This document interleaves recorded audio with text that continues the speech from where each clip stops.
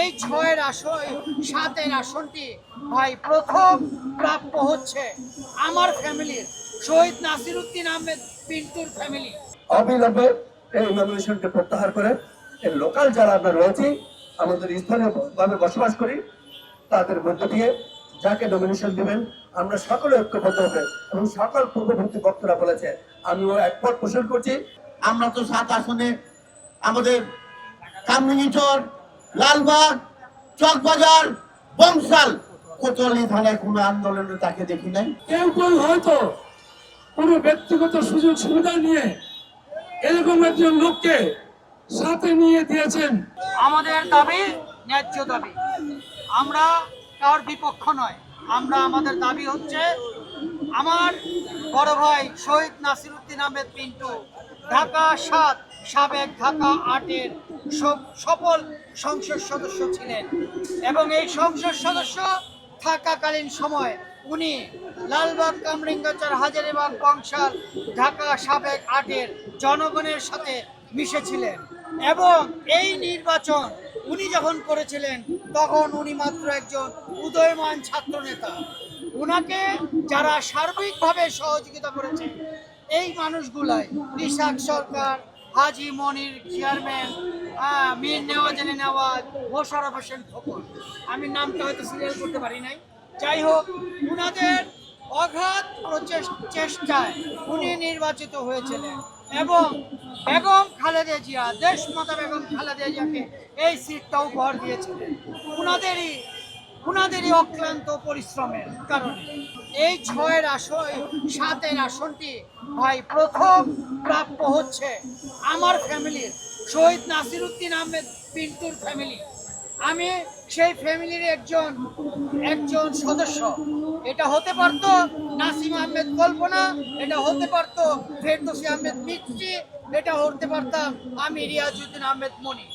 কিন্তু এই জায়গা থেকে কিভাবে আর এইখানে যারা এত জেল জুলুম খেটে বিএনপির রাজনীতির সাথে এই 17-18 বছর অবিলম্বে এই নমিনেশনকে প্রত্যাহার করে এই লোকাল যারা আমরা রয়েছি আমাদের স্থানীয়ভাবে বসবাস করি তাদের মধ্য দিয়ে যাকে নমিনেশন দিবেন আমরা সকলে ঐক্যবদ্ধ হবে এবং সকল পূর্ববর্তী বক্তারা বলেছে আমিও একমত পোষণ করছি।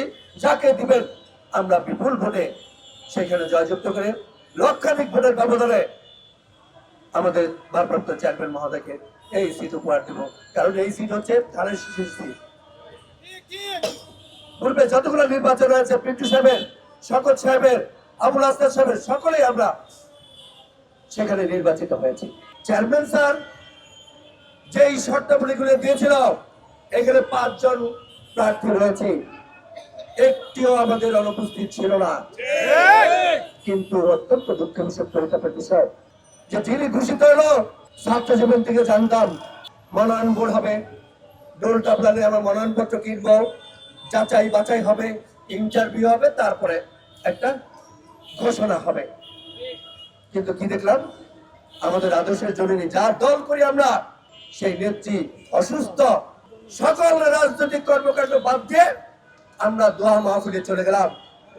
আর ঠিক সেই মুহূর্তে সেই সুযোগ নিয়ে নেত্রীর অসুস্থতার সুযোগ নিয়ে 36 জন ঘোষণা করলেন, যেটা অপ্রত্যাশিত ছিল। আমরা তো 7 আসনে আমাদের কামরাঙ্গীরচর, লালবাগ, চকবাজার, বংশাল, কোতোয়ালি থানায় কোনো আন্দোলনে তাকে দেখি নাই।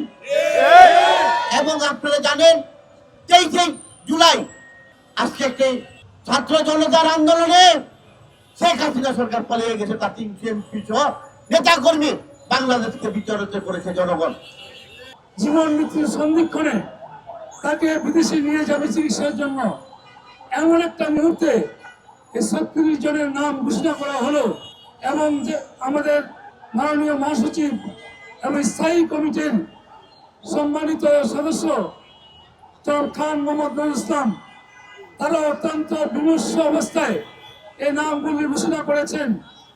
আমার মনে হয় এই নামগুলি যারা বাছাই করে দিয়েছেন তাদের মধ্যে কেউ হয়তো কোনো ব্যক্তিগত সুযোগ সুবিধা নিয়ে এরকম একজন লোককে সাথে নিয়ে দিয়েছেন, সাথের লোকেরা ওনার নামই কখনো শুনে নাই।